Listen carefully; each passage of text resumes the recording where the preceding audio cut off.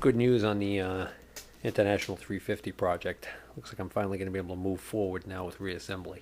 I ended up taking the shaft back to the machine shop, and we talked about the best course of action. And what we decided to do was, rather than take any more off of this inner journal here, which acts as the inner race on this roller bearing assembly, since this was so far out over here, we decided to actually turn this a little bit. So I think we took 5 thousandths off of that and then tried it. I brought this with me. We actually assembled it on the bench right there in the machine shop. Tried it. It was still tight. Got a little better, but it was still too tight. So we took another 5 thousandths off. And the result is that now this moves. It's still tight when I'm trying to rotate it throughout its entire range. You know, it's still loosest there. But now you can see it doesn't bind until it gets all the way down to 6 o'clock here and all the way up to past 12 o'clock here, almost 11 o'clock. And I can, with just the force of my hand, get it to move into the position that I need it to move into. So we decided the best course of action at this point is to not take any more off and just to let it wear in as necessary. So the other thing to keep in mind is right now there's no lubrication in there whatsoever. So what I'm going to do is I'm going to remove this and put it back together. I also have this clip off temporarily. I'm going to put it back together with all grease in there and see how it is. So now if you look over here on this journal, it doesn't look like it was touched, because as it was rotating between centers, that's the area that wasn't the high spot, and as it was coming around, the grinder would hit there, and so that's the high spot right there. And so we only took off some on that side. Not a lot. Now that I think of it, I don't even think it was 10 thousandths. It was less than that. The other thing to note is we purposely we didn't let the grinder touch this outer area here. So I could actually feel a ridge right there with my fingernail. And the reason why we did that was we wanted to make sure that this surface, where the oil seal, the outer oil seal rides on, that we didn't change that OD, because we didn't want that to be too small and then have problems with the oil seal not working properly. So we only shaved off in the area where it rides in the bushing. Alright, greased up the bushing, greased up the outer race, greased up the shaft. Now I'm going to get some grease on those rollers and slide them partway into position, get my elastic band off, and get the clip in place. Since I know this is going to be my last time, theoretically speaking, of putting this ball together, I really gooped it up good this time. Okay, same drill as before. I inserted it in far enough so the rollers are being held captive, but the groove is still exposed so that I can now get the clip in. Okay, now I've got it fully inserted, and I can now rotate this all the way around with my hand. I no longer need a wrench. There's still a little spot where it binds right there at the highest spot, right there. So it's right there. It's just a little, maybe, looks like maybe about a, if I had to estimate, I'd say maybe like a 20-degree area there where it still binds just the slightest bit.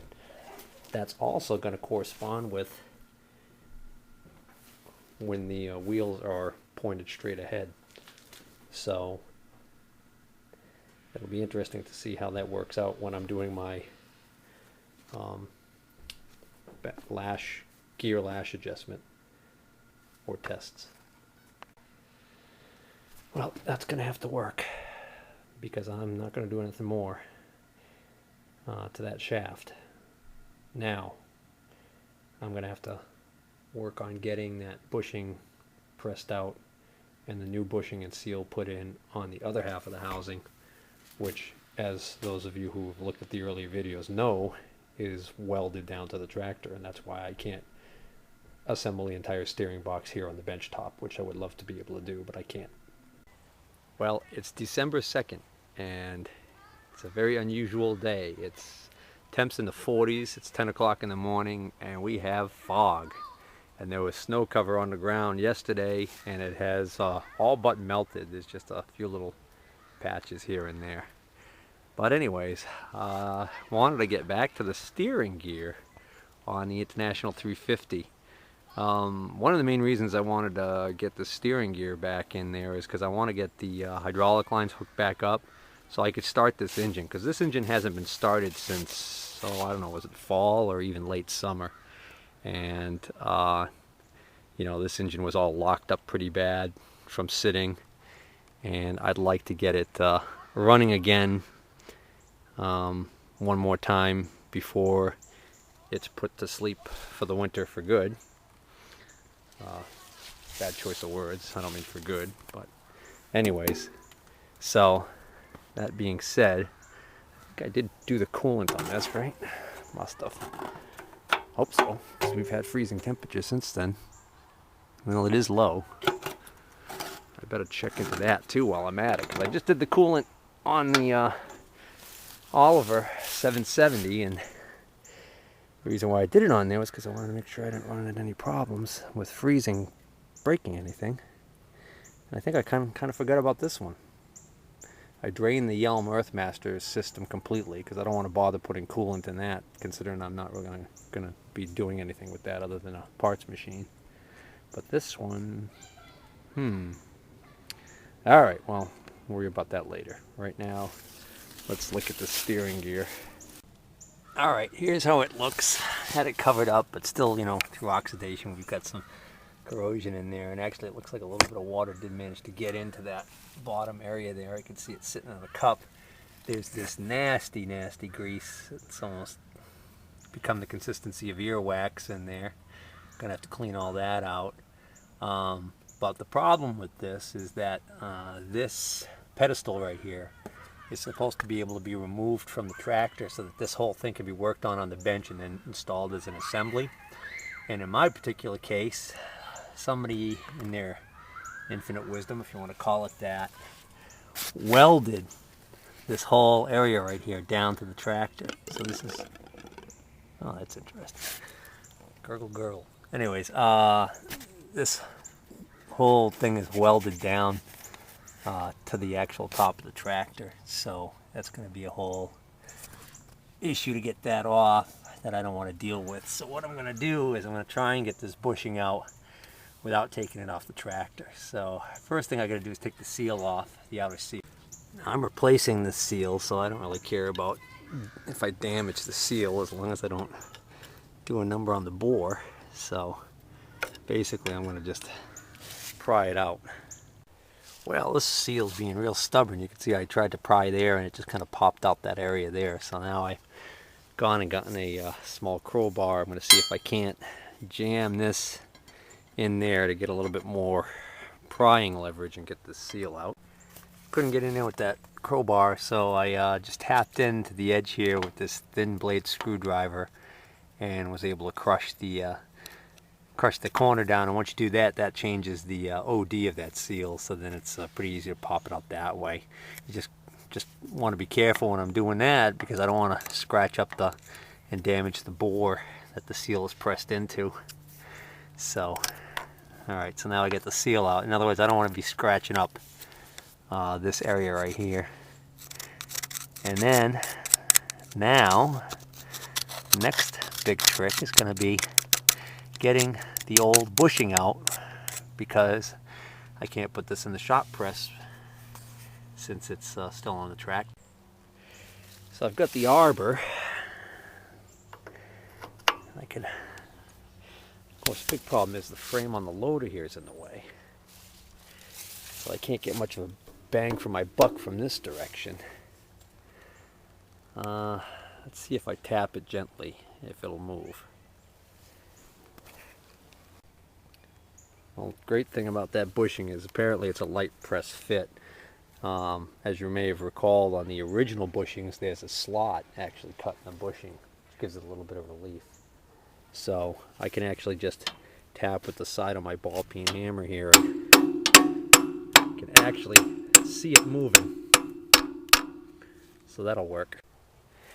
Well, I got the bushing about halfway driven out with a little bit of tapping, and then it suddenly occurred to me, what probably already occurred to somebody else who was watching me, why didn't I just drive it out from the other way? Duh. So, got my arbor out, and I'm going to insert it from the other side. Because I've got more room, more clearance here between the loader arm and the box here. So now I can get a little bit more of a solid purchase on that when I'm hitting it.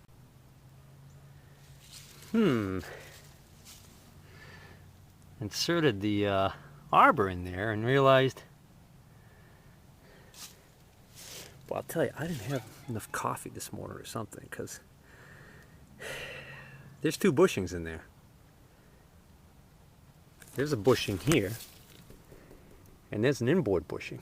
So there's 3 bushings total in this unit. Huh.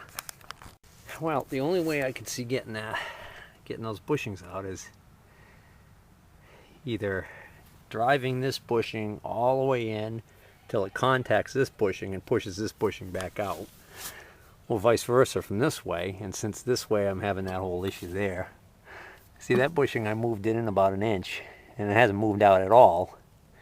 So there's a space between the bushings there, which makes sense. But I'll tell you, on the parts breakdown, I only remembered seeing 2 bushings, so I'm gonna have to revisit that.